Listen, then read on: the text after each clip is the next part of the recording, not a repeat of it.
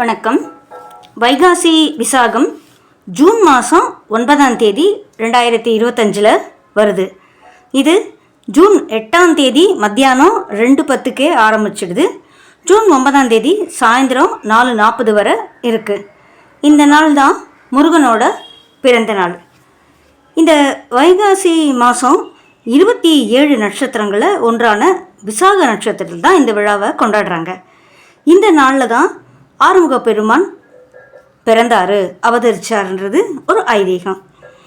இந்த நாளில் எல்லா முருகன் கோவில்லையுமே இந்த வைகாசி விசாக திருவிழாவை ரொம்ப சிறப்பாக கொண்டாடுறாங்க. இந்த நாளில் தான் சூரியனும் இந்த முருகப்பெருமானை குமரனை வழிபடுறதா ஒரு ஐதீகம் முன்னோர்கள்லாம் சொல்கிறாங்க. அன்றைக்கி முருகனை வழிபட்டால் குழந்த பாக்கியம் இல்லாதவங்களுக்கெல்லாம் குழந்த பாக்கியம் கிடைக்கும் அப்படின்றதும் ஒரு விசேஷமான அமைப்பு இந்த நாளில். இந்த வைகாசி விசாகம் திருச்செந்தூரில் பார்த்திங்கன்னா முருகனுக்கு 10 நாள் சிறப்பான விழா நடக்குது. திருநெல்வேலி மாவட்டத்தில் பார்த்தோம்னா ஆழ்வார் திருநகர் அப்படின்ற ஒரு வைணவ தலத்தில் கூட இந்த வைகாசி விசாகத்தை சிறப்பாக கொண்டாடுறாங்க. 12 ஆழ்வார்களோட தலைவர் யாருன்னு பார்த்தா நம்மாழ்வார். அவரோட அவதார தலம் ஆழ்வார் திருநெறி. இவர் பிறந்ததும் இந்த வைகாசி விசாக நாளில் தான்.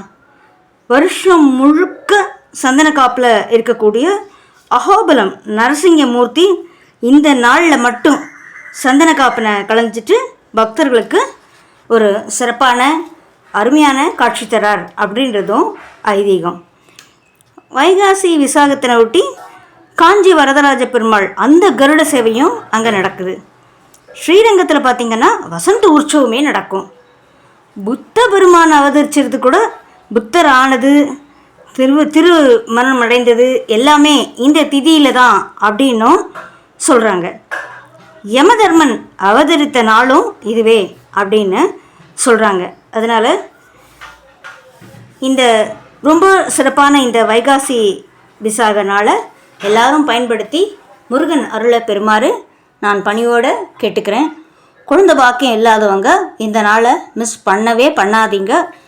உங்களால் முடிஞ்சால் விரதம் இருந்து முருகனை வேண்டி கேளுங்க. அப்படி முழு நாள் விரதம் இருக்க முடியலன்னா பால் பழம் அதெல்லாம் சாப்பிடுங்க. உங்களோட உடல்நலத்தை பொறுத்து உங்களோட விரத பாணியை நீங்கள் மாற்றிக்கணும், அதுதான் முக்கியம். நன்றி. வெற்றிவேல் முருகனுக்கு அரோகரா.